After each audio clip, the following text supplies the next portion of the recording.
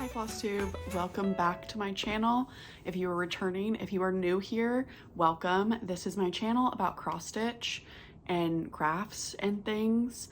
My name is Cameron. I go by Cam the Stitcher here on Flosstube and on Instagram. And yeah, it's been 3 weeks since I posted. And that is due to the fact that I'm just a busy girl. And no, it was my partner's birthday at the beginning of November. And then holiday plans happened, and then work and all the things, whatever. And I just needed a break. And honestly, I have not been stitching that much. I'll get a little bit more into like I guess a life update at the end. I usually like to just jump right into things. I am going to show you some cross stitch, and I have some crochet to show you. I think now that it's getting colder, crochet is coming back out. I've shown crochet on my channel before, but like not like a completed project or anything like that. With crochet, I don't follow through as much as I do with cross stitch. I think that's just, for me, that's just is what it is. But I have an update, so I will show you guys that. So I think I'm just gonna get right into it. Yeah, let's do that. So the first thing I have is a finish. Well, it's a start and a finish, so a SAF.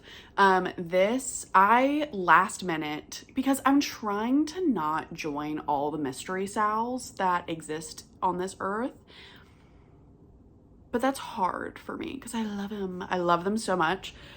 So Lola Crow, as you know, if you're a watcher of this channel, I love a Lola Crow cross stitch mystery stitch along. I have completed Haunted Library, I've completed Greenhouse of Oddities, and now she has a Creepy Christmas Village ornament stitch along happening. And so there's six ornaments that are going to be released. There's been 3 released so far as of this video. Today's like, what, November 28th? November 28th. And yeah, so I finished the first one. This is, I think it's called like Creepy Christmas Carolers or something. Or maybe just Christmas Carolers, I don't know. But they're like little ghost carolers, okay? And they're so cute. I am stitching all of these ornaments on 20 count Aida in Cocoa by Fiber on a Whim. This was a leftover cut from my Reaping Love that I showed you guys last time, and I just cut the rest of my fabric into 6 equally sized pieces. And I was scared I wasn't gonna have enough, but there's so much margin on this because my stitches are so tiny, and it looks great. I'm gonna have to iron out this line, but I don't know how I'm gonna finish these yet. They're designed to just be like very easily finishable in, I think, like a 3-inch hoop. Now I know mine are gonna be smaller, so I don't know if a 3-inch hoop will look weird, but I do have plenty of margin, so I feel like if I decorate the hoop or put some like embellishment around the hoop, it will look very cute. But yeah, so that is my only finish, but I have started the second one. I have not started the third one. I'm taking my time with these. Like, I'm not super stressed to get them done by Christmas by any means, but it would be cool to have some more finishes. But yeah, that is all. And of course, I'm using all the called for DMC. So that was my finish. So let's get into whips / new starts. I'm not going to go in any sort of order. I'm just going to kind of pick up what I've got and show ya. For November, I guess this is more of a November recap, right? For November, I have been stitching on like winter-ish / Christmas projects, and I kind of just made a wheel, and I've been spinning that when I feel like it, not necessarily every day, just when I feel like working on something new. And I spun this twice, I think. or maybe worked on it for 2 days, but this was the stitch along I started at the beginning of this year. This is called Reaching Skyward by Modern Folk Embroidery. Lots of people are done with this. I'm on part 2.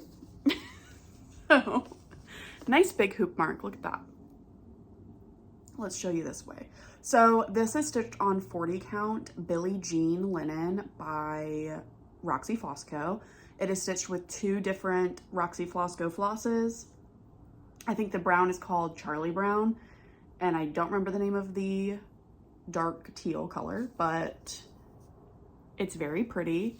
So last time you saw this, I feel like I had this part done, so I moved over into this part and got a lot of that stitching done in the middle there. I am really slow moving on this project, and I think it's because the fabric color I chose is like not the easiest to see, and I think 40 count might also be because it's 40 count in this color specifically. I don't know. Anyways, I'm not gonna make any more excuses. I just don't stitch fast on this one, and that's okay. It's gorgeous. I'm not getting rid of it. I just will keep stitching on it when I feel like it. But yeah. So a lot of this is going to be like negative space stitching, so it's a lot of stitching. I think I took a break and stitched those birds, and I stitched this. But yeah. So that's where I'm at on Reaching Skyward. That will not be finished anytime soon. And yes, I am starting the 2024 Modern Folk Embroidery stitch along. And I don't really want to hear anything about it. So that is that. Let's see, another Christmas project I definitely worked on since I've last spoken to you. This is my Christmas stocking that I'm working on for my sister.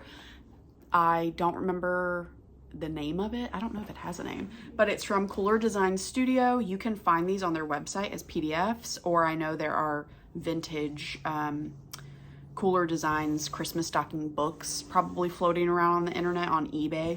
But the PDF's pretty easy to read, and I mean, for what it is.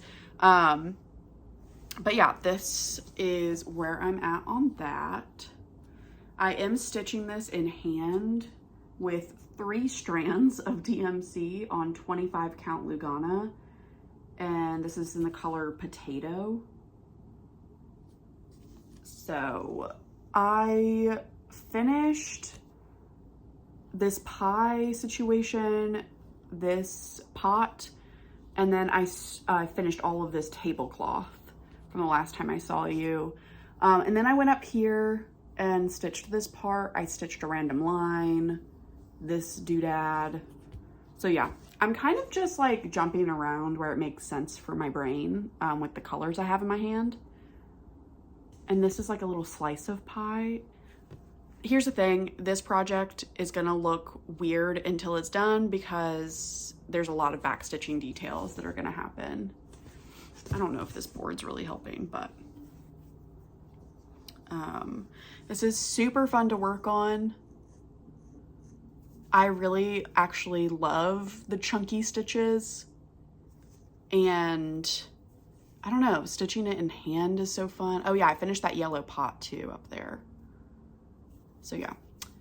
So this is where that's at. I'm just gonna keep pulling this out when I feel like it. Again, I'm stitching this for my sister, and eventually I'll stitch one for my dad, and I'll stitch one for myself and my partner.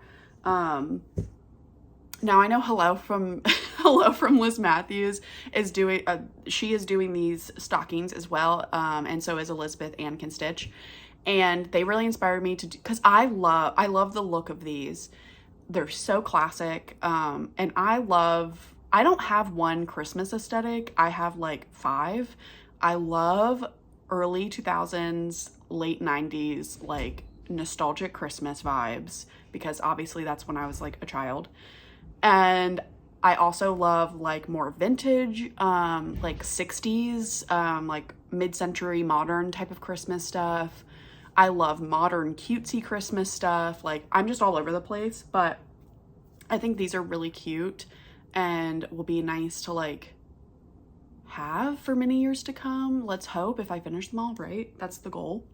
I know Liz said she's keeping hers. Like, she's making them for people, but they're for her, which I love. I think that, like, that makes sense to have them in your home and like, yeah, that's my dad's. No, it's not in his home, it's in mine. I stitched it and it's my dad's, but I think it makes sense, right? All right, my next whip, this is a whip I showed you last time. I've gotten quite a big bit of progress on this one. This is the Hello from Liz Matthews First Day of Christmas tree. And again, I'm stitching all of the trees in this collection. And that is where I've gotten to. I know it's kind of hard to see. I've got a subtle color situation going on with the called for DMC and my fabric choice. But I really I think it looks really cool. I'm stitching this on 36 count, Picture This Plus, I think Valor. I don't know. I bought this such a long time ago that I don't remember the color of this fabric, but I think that's it. And I'm stitching with 1 strand of DMC. And yeah. So if you wanted to like have this same effect, I think I said this last time, if you wanted the same like color situation, but you wanted your stitches to pop more, totally understandable. It's like everyone's taste, right? Just stitch with 2 strands on 36 count, or stitch on 40 count, or stitch on 32 count with 2 strands. I like stitching with 1 strand on 36, so this is just, you know, my taste, but I got quite a bit done. I got more pairs done, more leaves, the fill-in, a lot of, the body of the bird is done. So now I'm starting on the fill-in on the wings there. And you can see my needles sticking at the top there because this is on the go. I am traveling this week and I will be out of town. I think I will be taking this project and maybe my crochet project, and that's it, because I have a feeling I won't be stitching or crocheting really at all, but you know, you got to bring your emotional support craft project with you just in case. So those are the projects that are going with me. All right, my next project I'll show you, this is a start. So again, this is from the Lola Crow Christmas ornament stitch along that's happening right now. This is the second one that I got a start on. I don't remember the name of this one, but it's a little like house, like row house, little Christmas house, and there's a ghost that's gonna be in the window that's tiny. You can't see it yet because I'm not done. I haven't put in the white stitches yet, but yeah. This is gonna be very quick finish. I was stitching on this on Thanksgiving. Not on maybe the Friday after Thanksgiving I was stitching on this, but very cute. These are gonna be so tiny, it's ridiculous. Should I have done this on 20 count? Like, yeah, no, I like them. My next whip that I worked on, this I was trying to pull out once a month. That didn't really happen. I don't think I showed this last time, but I started this pattern with Megan the Seattle Stitcher back in January of this year. This was how we connected, and this was our first stitch along. So this is White Winter Moth by Kathy Barrick. And I think we used the hashtag Winter Moth Style. And I have posted this update on Instagram. I'm trying to post, since I wasn't posting on YouTube, I was trying to post some updates for you all. This is where I'm at. So I think the last time you saw this, a lot of like these motifs were done over here, but I really got into the moth itself, started a little bit of fill-in, but then I decided I was going to do an outline, and then I don't know if I want to save all of the fill-in for last, but I kind of wanted to get these motifs inside done. And then I went down here and almost finished this motif. So next time I pull this out, I'll finish this motif. I'll go back up here, finish these darker motifs within the wing. I might go ahead and then outline the other wing, and then I might hop around and stitch some of the other motifs. I think I could finish this pretty early next year if I like really put some work into it. But I'm also thinking, like, should I save this for a retreat? Like, I go to so many of those. But, you know, should I save this for fill-in or even traveling? This is stitched on 40 count Chai Love You by Fiberlicious Yummy Fibers. And then I am doing like one of the DMCs that's called for, and then a bunch of over dyed that I just picked out. Kind of a conversion, kind of just, I think I got a question on Instagram about it. I'll go ahead and show my flosses again. Let's see. So I'm using Deep Fennel and Shamrock from Classic Colorworks. These are very close. One, I think it's Shamrock is just more variegated than Deep Fennel. And then I just picked Color and Cotton Old Lace for the white. Not that, you can pick any white for that. And then Amber Waves for the pop of gold that happens in this. And then for the dark, dark green, because it looks black on pictures and probably on video, but this is called Blue Spruce by Gentle Arts, and that's what I'm using for that. And then I'm using DMC 927, which is the called for DMC that I'm using for just this light aqua color. Okay, the next two projects I have to show you are new starts. One of them was planned, one of them was not. This is the one that was not. So my friend Hannah from The Impossible Stitch, she messaged me on Instagram a couple weeks ago and she was like, hey, I think you have this chart. I want to start it so bad. Do you want to start it? And I was like, absolutely. So we started Tomb with a View, and this is a Plum Street sampler chart. I really like it. I love their faces. They're so creepy. So we started this and we both pulled from stash because it was an impromptu start. And I am stitching this on a 40 count Fox and Rabbit linen and the color, ooh. Now my memory is failing me. What is this? It's got speckles on it. Is it Duxbury? I think it's Duxbury. I don't know. I think it's Duxbury. I started in the middle. So again, this is just nice and folded up. But that's where I started. For here, I've not. That's all I have done on this piece of fabric. I think this fabric's perfect. It's very nice to stitch on. But yeah, so I pulled from stash. So let me show you what I pulled. So for the text itself, I pulled Familiar by Forbidden Fiber Co. This came in some stitchy box that I got a while ago, and the variegation is like orangey, pinky, purpley, gray. It's just good. It was perfect. Like, what else was I gonna use this for? These are one of those flosses that's great for like lettering and stuff, or like a small like monochromatic piece.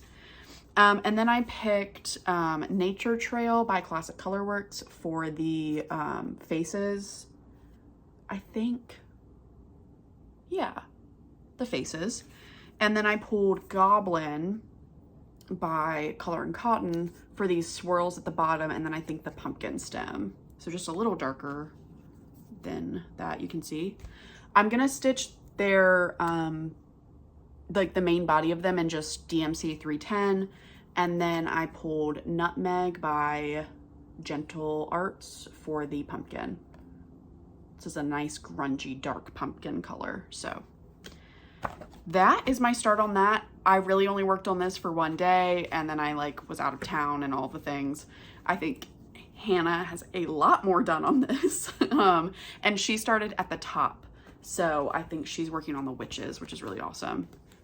I think I'm gonna work my way up to those instead of down, and get those done, and then move down, do the little swirlies at the bottom, and then the rest of the text. My last project I have to show you for cross stitch, this was the planned start that my friends and I posted about on Instagram and have talked about on our channels. This is Sarah Moon by Stitchy Box Samplers, and we started it yesterday. I did sheet a little bit, and I started the night before yesterday because I had things to do on Monday. Today's a Tuesday.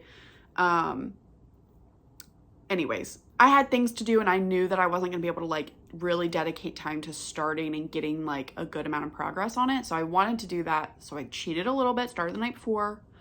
But we're gonna stitch on this every full moon of each month. Very excited. I did a color conversion for this. I'm calling it my Whimsy Goth color conversion for Sarah Moon. It is posted on my Instagram. And if you slide over, like it's a picture of my fabric and my floss. And if you slide over, there is a conversion. So it'll tell you the DMC that's called for and then my DMC. I did consolidate it, I think from 24 colors to 22 colors. Okay. Also, let's talk about the chart. If any of you have the Sarah Moon chart, or if you're thinking of joining us, I do want to give like a super fair warning that the chart sucks. And I don't know the thought behind the decision of the symbols that are used, or the contrast of the symbol to the white like background of a chart. It is extremely hard to read. Some of the symbols are so faint and here's the thing. I can say that because I have the PDF and it's like that. And Megan, the Seattle Stitcher, she bought the printed version from Stitchy Box. Like they printed it and sent it to her, and it's the same. It's really hard to read. Like here's the thing. I'm sure like it was maybe, I don't know. I feel like it's a fair complaint to have because it's like almost inaccessible. It is borderline inaccessible to use this chart. Now, saying that, I'm sure there's a workaround. I am sure if you buy the PDF, which is what I would recommend you do if you do purchase this chart. If you buy the PDF, I'm sure you might be able to up the contrast possibly of like when you go into like your printer settings of the document itself, you might be able to up the contrast so that the symbols maybe show up more against, but then I don't know. I don't know if that will be helpful because I haven't tried that myself. The other thing I recommend is if you have markup. I can't speak for Pattern Keeper because I've never used Pattern Keeper. If you have markup on your iPad or your phone, what I had to do was I did upload the chart. It took some finagling, and then I had to manually manually tap each of the symbols and then assign it to the color. So I will say it is annoying to do, but if you do that ahead of time and you put that work into essentially fixing the chart, it'll be easier to stitch on this project if you are a PDF stitcher. I know everyone has different preferences. I'm a PDF stitcher. I love PDFs. I don't love paper charts. But just giving you guys that warning, I want to be upfront about it. I really don't understand. I don't understand why it's almost in like illegible. So putting that out there. Anyways, this is Sarah Moon. Sorry, a little tangent. Love a hanging thread. So I went ahead and started in the top left corner. I think some of my friends that are stitching this are starting elsewhere, which is cool. So we'll all be in like different spots. So yeah, I finished this last night. And this is my color conversion. So I'm only missing 2 flosses, I think. So this is DMC, I think 3371. And this is the only motif that is stitched with this color. So I'm done with this color. So that's kind of fun. So I went ahead and wrapped it up on my Adam Hart floss bobbins here. And then here are the rest of the colors.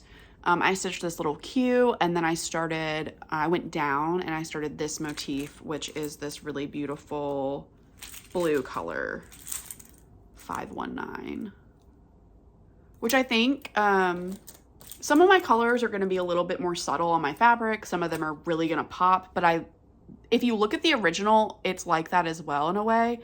I'm obviously not using the original colorway, but there is a silk pack from Vicki Clayton that is available.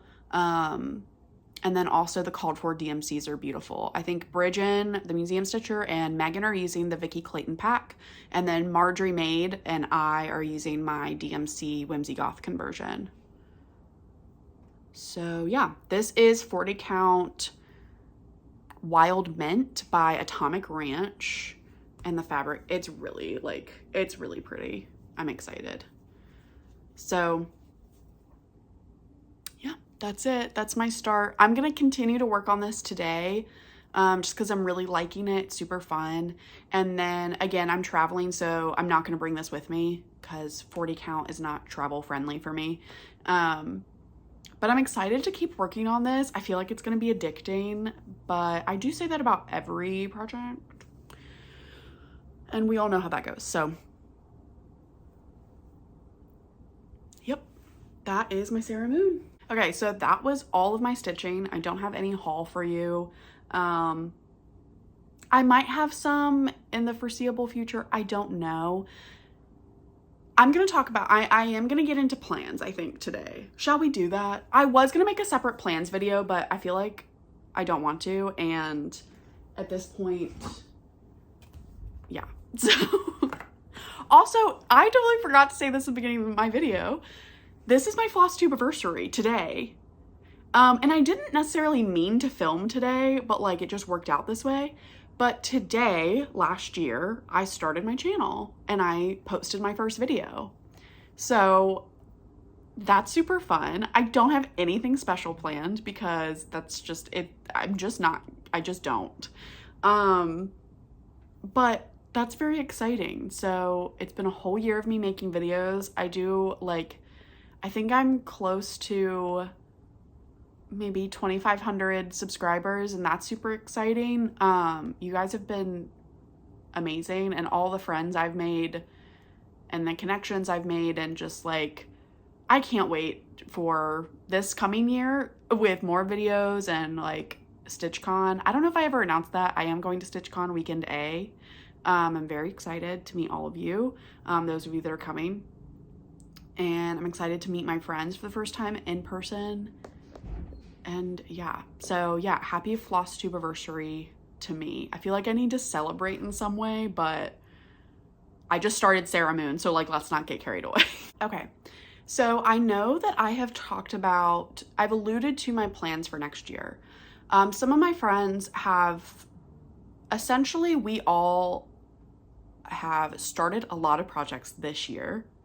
And I know for me, I started a lot this year and I started a lot the year before, because it was, the year before was like my first year getting into the Flosstube world, essentially. So what I've decided to do is, along with some of my friends, is I'm going to limit my new starts for next year. Now, I'm going to explain that a little bit more in depth. I'm also going to show you my Notion, because I kind of have, I've made some new choices to my Notion to kind of help myself next year really look at my goals in a different way, and kind of just organize my thoughts more on what I really want to focus on for next year. So if you're going to be looking at my Notion right now. This is my 2024 finish focus view.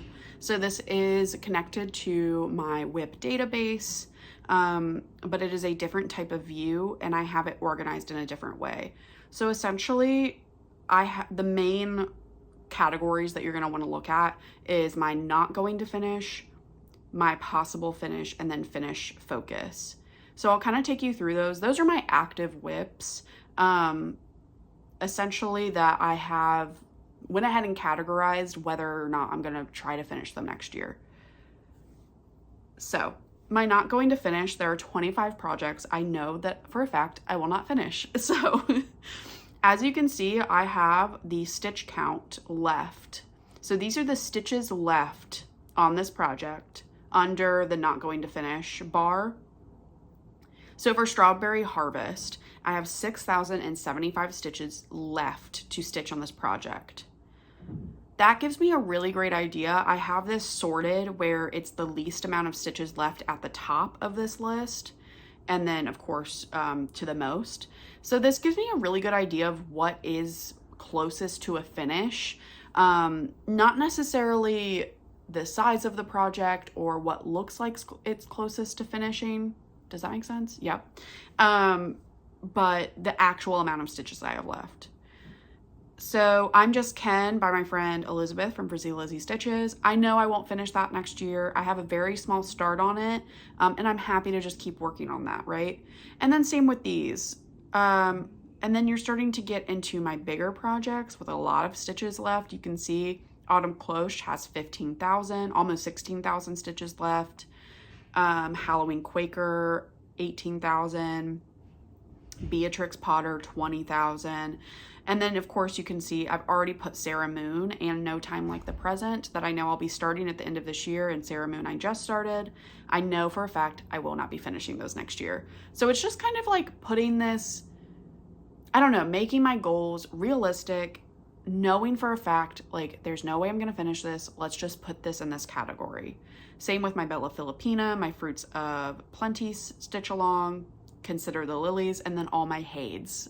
That who knows when I'm gonna get back to those, but and then these projects at the end here, I don't have a stitch count for them because I'm either working off of a paper copy or the PDF is broken up in a weird way where I don't have a total stitch count left. So for like Reaching Skyward, the PDF just isn't, essentially I'm just not able to see how many stitches left I have. So I have no idea how many stitches left, but I know it's a lot, so won't be finishing that. And then the Birdman Cometh, I'm working on a paper chart off of that, or off of a paper chart, and it's in timeout at the moment because I made a mistake. So I'm not gonna put pressure on myself to finish it next year, even though it is pretty small. So yeah, those are the projects I am not going to finish next year. And then let's get into my 12 possible finishes. So this is my floral alphabet sampler. I am only doing the motif in the middle that you can see there. And I only have about 3,000 stitches left. So it's possible, but I'm also not pressuring myself to focus on it just because I am trying to think about what do I want on my wall right now. And it's not that this isn't beautiful, but I'm okay with not getting it done next year, if that makes sense. Same with Boo Spook Haunt. I just started that of Halloween this year. So I'm not going to pressure myself to finish it, but it is only about 4,000 stitches that I have left on it, so it's very doable. All Are Equal in Death, I do really like stitching on that, and I think I could potentially finish it, but again, no pressure. And then again, that's just pretty much the same story with all of these projects. I do think I was a little unrealistic when I put Away We Ride and Bad Vibe Sampler in the possible finish portion, but whatever. I know with the Christmas stocking, I would like to finish that next year. I do want to focus on that a bit, but I don't want to pressure myself too much. Dark Queen of the Earth, I'd like to get that out of my WIP list. I would really like to, but I also don't want to dedicate a lot of time to it, so we'll see. And then Vanity Sampler, I really want to get that finished. And I know my friend Bridget, the Museum Stitcher, kind of has tentative plans of trying to break it down a bit by month for next year. So I've put that in my possible finish portion, but it will really be a focus for next year as well.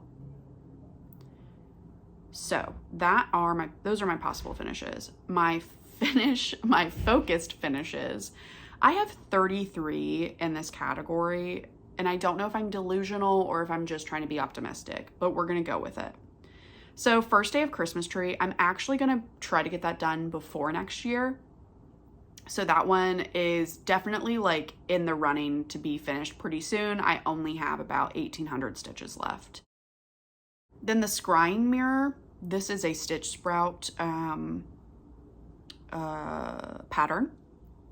I only have 1,800 stitches left on this. This is pretty full coverage though. But I just need to get it done. It's a really small stitch. I can get it done. Wonky Cat, I love this one. I really like the colors I chose for it. I want to get that finished. It's small. And then same with my Carolyn Manning. My Carolyn Manning, I need to get this done before May because I am planning on starting a new Manning May pattern for our Manning May stitch along. So that will be a focus. My Move Forward in Love, I'm around 50% done with this. I only have about 2,300 stitches left. I'd love to get that done. And then as you can see, I have another day of Christmas here. I have not started this, but I've gone ahead and put in the Christmas trees as a focused finish because I am planning on finishing one of these trees about every other month. And I'm on track already. I will definitely finish the first one in December, and I will start the next one, the second day of Christmas, in January, and have that done by February, so on and so forth. So that's why you're seeing those in here. And then you can see these are just smaller projects, or like Love Bug Sampler. I really don't have that much stitching left on it. I need to just focus on it. Here are more Christmas trees. As you can see, I haven't started yet. Black Butterfly Sampler's really pretty monochromatic stitch, not that many stitches left. And then, you know, just pretty much same story as we are getting down here. These are all very finishable projects and you can see the stitch counts, right? Like if I dedicated a certain amount of time, I can get this done. My Wizard inventory sow, I have decided I think I'm only gonna stitch the Wizard because that's really the draw of this for me. So I think that this will be a finish next year, and I only have 5,208 stitches left, allegedly, on this Wizard. We'll see. I haven't made that as a final decision yet, but I went ahead and put in the stitch count for that. This is the round robin that me and my friends are doing at the moment. If all goes according to plan, I will have this back in my possession at some point next year, and I will go ahead and finish out the house and the rest of the alphabet you see there in the bottom border, and that will be a finish next year. All right, we've got Babushka's Blossoms. That's a small, I can totally get done. Cryptids, again, this is like, at this point, I think 60% complete. It's totally doable. I just need to focus on it. I'd really like to focus on my Dutch, I think it's the 2022 Modern Folk Embroidery stitch along. I really want to get that done. And then, as you can see, this is my biggest project, Mary Morgan's. That's on my my finish. How do you say this? Why am I stumbling so badly over my words? My finish focus, my focused? No. God, I hate this. Okay, so Mary Morgan's, you can see, is the biggest project I have on here. The reason that I've put this as a focus for next year is because I love this project so much. I want it on my wall ASAP, and I do have a good amount of this done. Right now I'm in the center motif where that rose is. I'm literally smack dab in the middle of that. And I only have about 15,000 stitches left. I have already decided, I haven't charted it yet, but I've already decided on what quote I want to replace the quote with, and I just really want to get this done next year. So that will be a big focus for me. 1844 Lady Man, I don't have a stitch count on it, but I have quite a bit of it done. So I really just need to stitch the dog, stitch the grass, and then those butterflies in the sun. I have the center of this already completed and the little house and like leaf motif situation, arch. That is all complete. You just saw my white winter moth. That is definitely a focus for next year to finish. My Wee Santa 2022 that I just started, obviously that's a super small ornament. I don't have a stitch count on it. I'd like to finish it this December. And then Tomb with a View, I just started that, but I know those letters, like the words, will go really, and I feel really good about this. Now I'm not like holding myself, like, I don't know. Here's the thing. If I think I'm at about 24 finishes for this year. If I get 20 finishes next year, I would be over the moon. And it really depends on what I finish, right? Like if I finish Mary Morgan's next year and then only 10 other projects, I will be so happy. Like that's just how I'm feeling at the moment with next year. And again, I'm limiting my starts. So let's talk about limiting my starts. There are going to be some exceptions. One of the exceptions, and this definitely just is, I have to say this, I guess, but any type of project that I want to gift to somebody. Now that could be a present for a birthday, Christmas, whatever. That could also be for a stitchy exchange, something for my friend. And then the other exception, similar, is if there is any type of charity pattern that is happening that I want to participate in, I will start that, and there's going to be no questions about it. There's not going to be a question about limiting my starts. Like if it is some sort of charity pattern or it is a gift for a friend or stitchy exchange of any kind, that is an exception, right? I have to put it out there because I know that me saying I'm going to limit my starts and then next year, if I don't stick to that, or if you see I started something, most of you are cool. I know. Okay. But I also don't want like passive aggressive comments about me starting things when I said I wasn't going to, because like at the end of the day, this is a hobby. There's no hard and fast rules. We don't like cross stitch police. But I do kind of want to talk about like my intentions for next year, and those are my intentions, right? So those are two exceptions to the no new starts. The other exception is if I finish Mary Morgan's, or if I finish the vanity sample, or if I finish one of these huge projects, I am starting another project to celebrate. And it doesn't necessarily need to be another huge project, but like for Mary Morgan's, right? I have 2 other Fox and Rabbit samplers that I love that are kitted up, ready to go. So I am holding off. I'm not starting them. But if I finish Mary Morgan's, I'm starting one of those. I'm picking one of them and I'm starting them. So to me, that's kind of like that exception, or that rule is like one big project finished, one big project gets to be started. So that's kind of another exception I've got going on in my mind right now. The other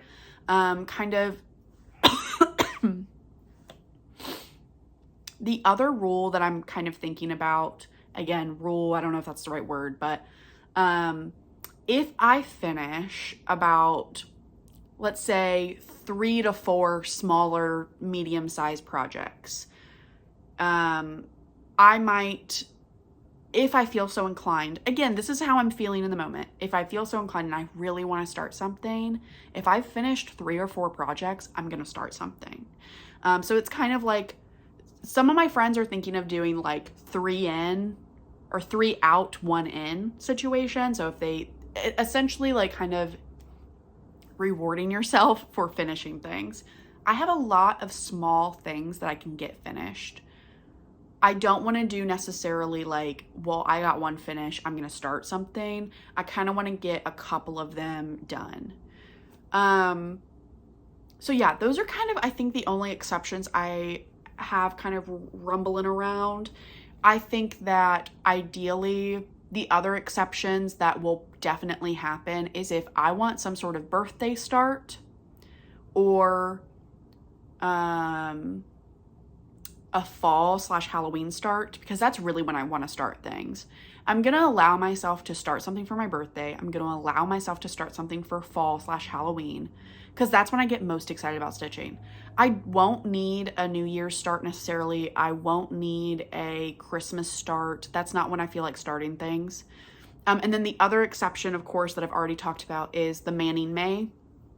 I will be finishing my current Carolyn Manning project, and I will be starting a new one for Manning May. But the caveat to that is that I have to finish my one that I already have.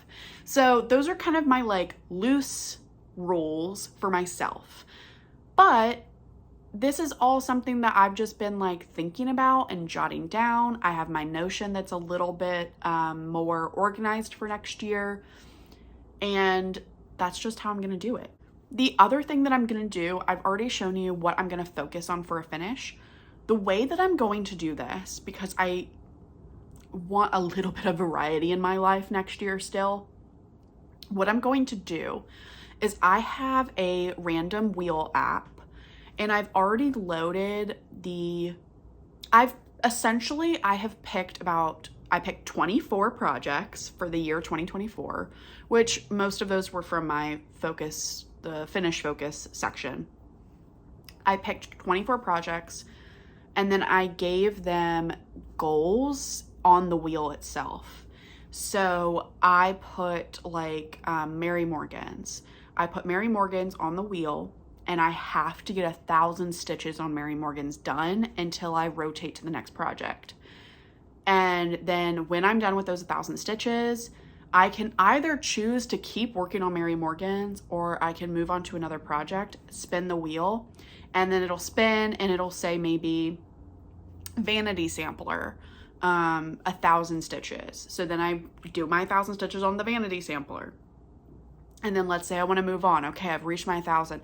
So it's like a little bit more goal increments, but it's not like, okay, you have to be monogamous on this until you're done, because I don't think that's going to work for me. I'm going to get burnt out. I'm going to get a little cuckoo, a little crazy if I do that to myself. So that's just, I think that's what's going to work for me. And then there's smaller goals in there, obviously. There's, smaller projects that will pop up, and it'll be 500 stitches, 800 stitches. I think I have like Halloween Quaker in there, and it says just finish one motif, right? So it's a little bit more loose with some of it's not just strictly stitch count, and it's not days to stitch on it, because I feel like that gets me in trouble, because I'm like, oh, I just need to stitch on it for 2 days. And it's like, if I really don't want to stitch on that project, or I'm not moving very fast with that project, then not a lot gets done on it. So if I have something like 500 stitches or 800 stitches, progress will happen next year. That is my plans rant. I'm not going to do separate. This was my portion. I think that covers it. If you have any questions, I can try to answer them. I know I've been asked to make a video on Notion. I was planning to do it, but my problem with that is, one, my friend Elizabeth, Frizzy Lizzy Stitches, she has a great video on how she has set up her Notion. And it's very, like, she has already done it justice. Like, it is great. My Notion is nothing fancy. I made it myself. I did not use any type of templates. And that goes to my next point. I really don't want to make a video, because there is Stitchy Natty. She has already made an incredible template. I don't have it myself. I kind of have my system and it works for me.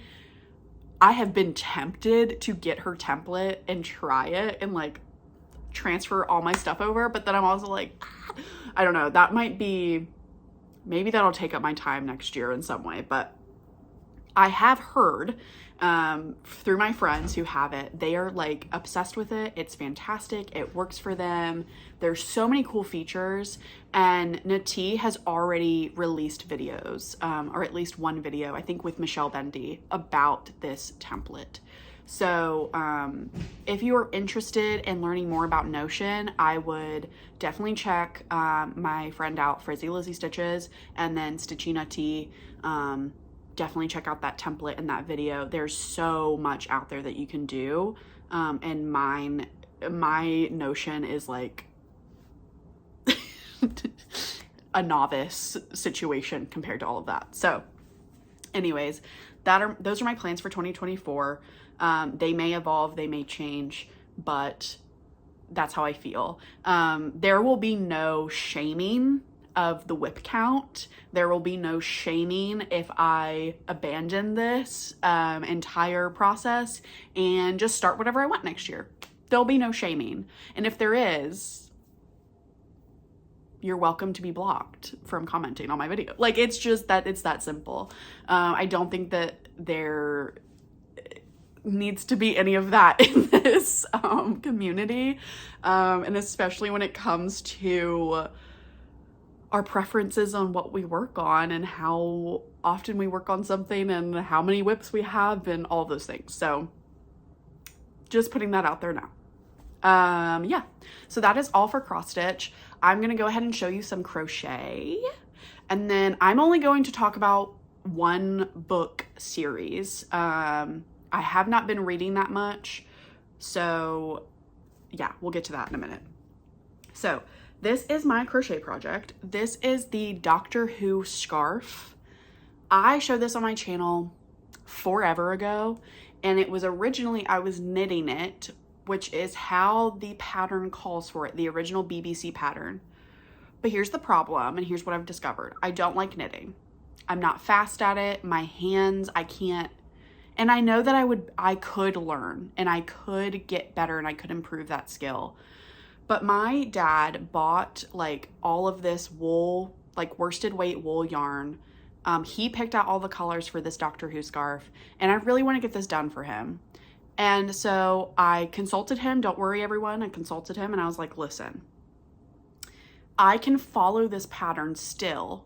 I can follow the exact amount of rows for each color, because again, this is a very, I'm sure I've shown you a picture already, very stripy scarf with specific amount of rows of each color. I was like, I can follow this to a T.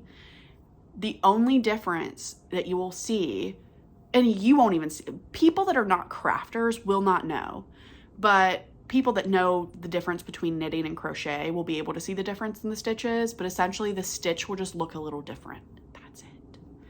So I went ahead and I'm using a half double crochet. Let me, oh, nope, showing you the wrong end. So I'm using a half double crochet, and this is where I stopped at. So this is where I'm at.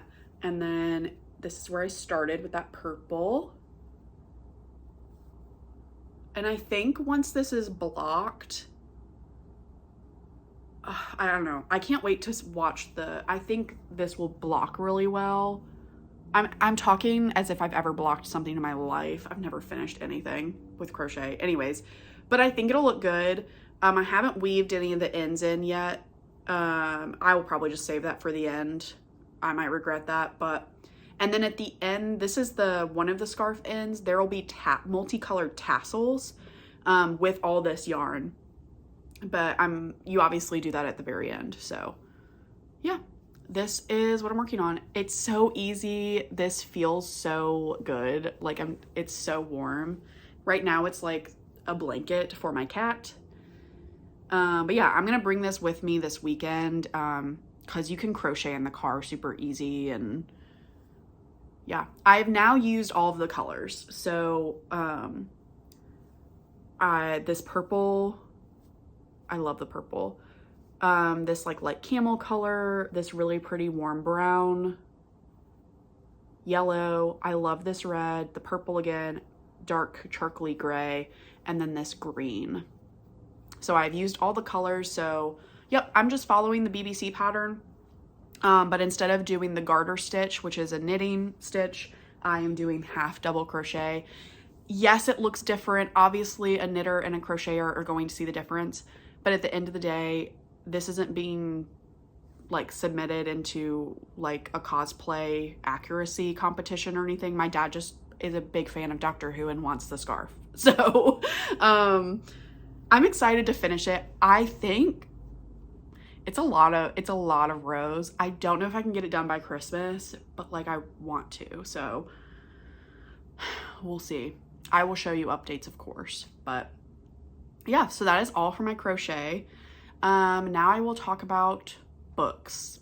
So if you were not here for books, if you're just here for the crafting, you may exit.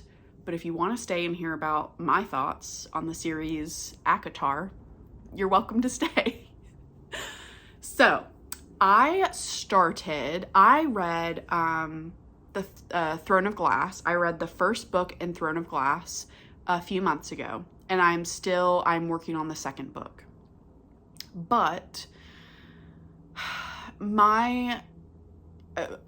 so my sister read the first book of ACOTAR, which is obviously A Court of Thorns and Roses. This is a separate book series by the same author. I'm bringing up that I read Throne of Glass first, the first book, because I feel like that's important for my journey. But essentially, I was like, all right, well, let me read the first book of ACOTAR, and, you know, and then I was thinking about switching back and forth between the two series, but then I read all of ACOTAR, so that's why I'm here talking to you about it today. That's why I haven't talked about books really in the last few videos. I've just been really reading those. So I finally finished the last book, but let me talk about the first book. I'm also going to do no spoilers, I promise. The first book, I think I talked about it maybe on my channel already, but essentially, like, it was good, it was fine. The ending obviously was like much better than the rest of the book. It did feel a little young adult to me. I was like, I don't really understand why this book is hyped up so much. Like, I was just like, I don't know. But then I was also like, Cameron, are you trying to be a hater? Sometimes I have to like think that. Because like Fourth Wing, I kind of went through the same thing. I was like, why are people hyping this book up? Now, I think maybe because I've heard about Iron Flame, I might have been a little bit right, but that's neither here nor there. And I haven't read Iron Flame, so I can't speak on it. But anyways, ACOTAR, the first book, it was fine, right? So I'm like, I don't know, like, and I was talking to my friend Bridget, the museum stitcher, who has, of course, read all of it. And she was like, yes, that's how you should be feeling. And I was like, okay, all right, as long as that's, you know, whatever. Because I was comparing this, you know, a lot to Throne of Glass. I read the first book of Throne of Glass. I love the main character in Throne of Glass. She's badass. Like, I think I just relate to her more than Feyre, who's the main character in ACOTAR. So, is what it is. I was like, that's fine, whatever. Well, then I read the second book, A Court of Mist and Fury. And I know if you have not read ACOTAR, or if you've heard rumblings, or your friends have been trying to get you to read it, you know that everyone's like, it gets so good in book 2. You just have to get to like chapter 55 in book 2. And I understand that that's frustrating for some people. I know that turns a lot of people off, and they're just like, I'm not going to read it then. That's what happened to my sister. She just was like, she started book 2 and she was like, no. And I was like, okay, but because I had finished it, I was like, you gotta get to the end. You gotta get to the end. And she was like, no, she doesn't have the patience for it. And I completely understand. I did have the patience for it, and I did keep with it. And the ending of the second book, I was like, why was I was kind of living for it. Here's the thing. I have figured out I don't really like contemporary romance. I tried some Colleen Hoover books. I know those aren't the best. I tried them. I tried, I think I tried a Tessa Bailey. I've tried a couple. Okay, let's just say that. They're not my thing. I don't really like contemporary romance unless there's something going on. Like, there's got to be something. I'm just not into it. But fantasy romance, I don't know. I think the fantasy romance bug has bitten me, and I'm kind of into it. I think it's so fun. It's campy. I'm sorry, but it is. It's funny because the word mate is used, and the word, unfortunately, okay, but it makes sense grammatically. So I really hate when people, especially men, use the word female or females to talk about a woman or two women. That makes me want to be violent. And so in this series, it's because they're fairies. This is a book about fairies, everyone. Because they're fairies, they're technically female fae and then male fae. And the word, so a little grammar lesson for you, the word male and the word female, they are not nouns, they are adjectives. So the word female is actually an adjective. So you're describing female patient. So it was originally a medical adjective term. It was used in medical shit of essentially like, this is a female patient instead of calling them a woman, if that makes sense. Female is not, you are not a female. I'm not a female. I'm a woman. Okay? I'm a female writer. I'm a female Flosstuber. I'm, whatever you want to, but I am not a female. Okay? Let's get that lesson out of the way. So this series uses those words a lot. And at first it was a little off-putting, but then I understood they are describing, it's a female fae, it's a female fairy, because they're not human. So they're not a woman, they're a female fairy, whatever. Anyways, so that's a little weird. The word mate is a little like, okay, are we doing that? Are we doing that? But it is kind of like over the board, like dramatic and campy, and I kind of like it. So if you're not into that, totally understand, like completely understandable. I think I don't like, it's just a little funny to me, and it doesn't take me out of it too much. And I kind of like the ridiculousness of these books. So anyways, second book was really great. Third book, it was fine.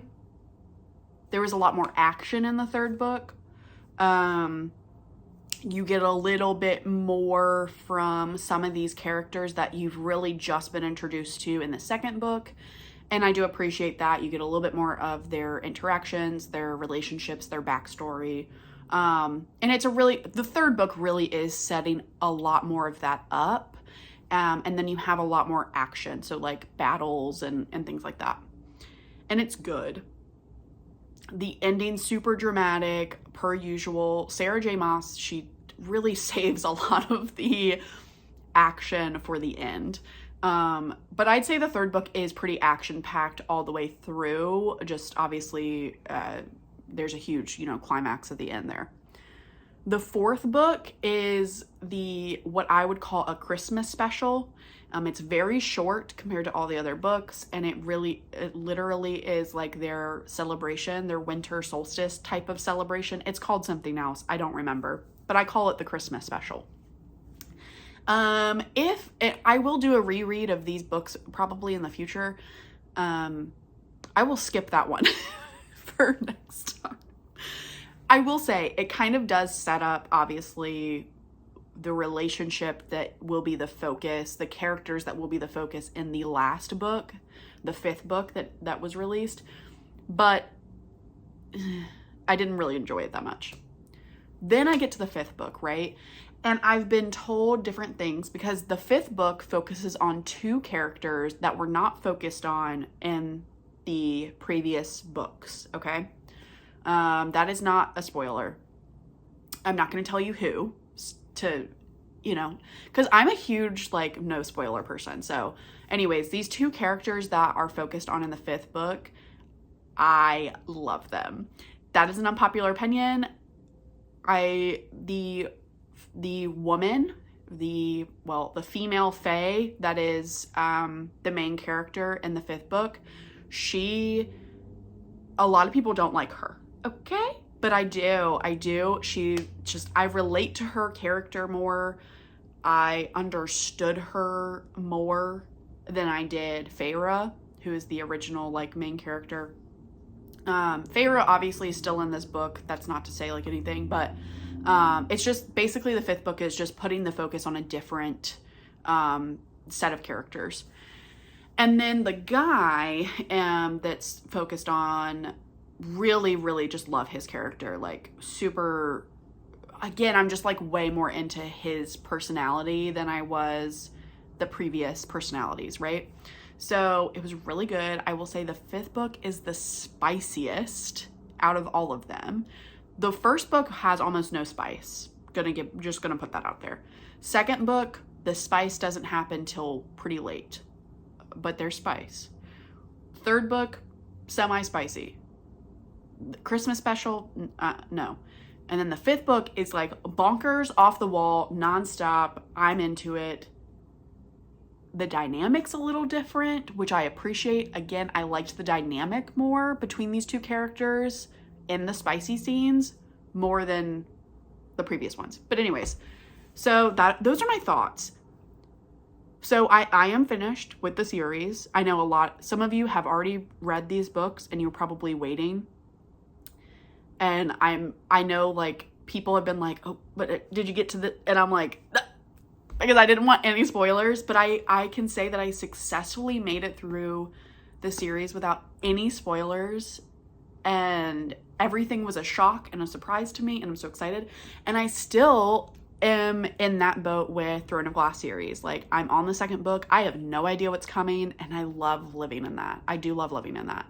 So that is my book update. Those are my thoughts about ACOTAR. Yeah. I hope you guys enjoyed. This video is like a little crazy, but yeah, that is all I have for you today. Thank you for joining me. Thank you for liking, subscribing, commenting. If you've made it this far, comment down below a moon emoji. It can be any of the moons. I love the moon emojis. I like the ones with the little faces that are just like, they're so cute. Anyways, okay, so that is all I'm gonna leave you. I will see you in 2 weeks, possibly. And that is all. Bye, baby.